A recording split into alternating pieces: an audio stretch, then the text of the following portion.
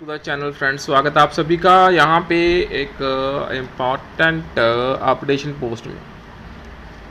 So let's discuss that. So kindly make sure to share this update if possible, and you can like the efforts here.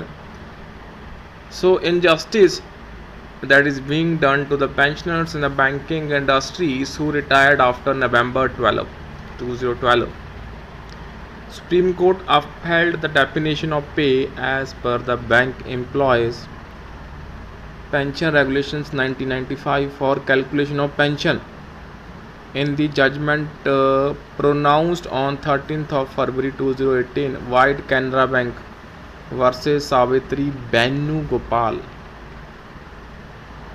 And among other things, the court has observed the following, which are relevant to the bank employees who retired after November 2012. So there cannot be two pay scales, that is one for the purpose of calculation of salary, the other for calculation of pension. In other words, the pay taken for calculation of salary should be reckoned for the purpose of pension also. And in case of employees retired on or after 1st November 2012, the bank had introduced a new pay called special pay, which was eligible for payment of DA etc., but keep it out of the preview for calculation of pension for retirees under the 10th bipartite settlement with a clause as under quote, special allowance with effect from 1st November 2012. With effect from 1st November 2012, officers shall be paid special allowances as under, that is scale 1 to 3 7.75 percentage of basic pay plus applicable dearness allowance thereon. Scale 4-5, that is 10% of basic pay plus applicable dearness allowances thereon. Scale 6-7, 11% of basic pay plus applicable dearness allowances thereon. So note, the special allowance with applicable DA. So the said Honourable Supreme Court judgment has very clearly laid down that the above system of paying two pay scales, one for the purpose of calculating salary and the other one for calculation of pension, is illegal.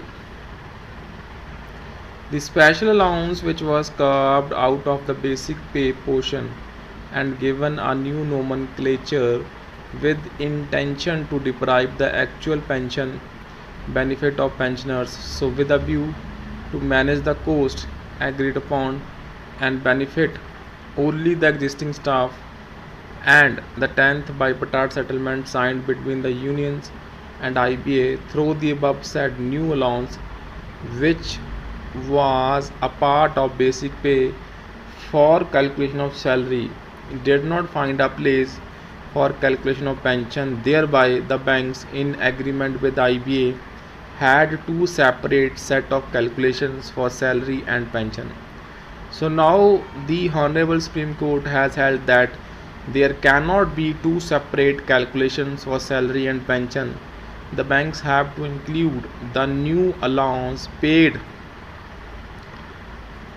So the act of introducing two separate scales for calculation of salary and pension has resulted in reduction of pension payment to the retired bank employees, which also resulted in recovery of pension paid to the pensioners according to the earlier settlement. So normally the revision of salary for employees of insurance sector is on the same pattern followed in banking industry, as both banking and insurance come under the same finance ministry, but strangely this injustice has been avoided in the insurance sector wage revision. The Honourable Supreme Court judgment now provides relief to the pensioners. The ministry has to instruct the Indian Bank Associations to take corrective measures and calculate pension for the retirees on the basis of 10 months average emoluments as defined in Regulation 2D of Regulations of 1995, specified that the average of the pay drawn by the employee during the last 10 months of his service in the bank shall be taken as and pay arrears from date of retirement. So with this, the retired bank employees will get a refund of recovery made on illegal recovery of pension, get the basic pension refixed at legitimate levels, get arrears on gratuity commutation of pension. So this gives great relief to the retired staff who solely depend on pension and superannuation benefits for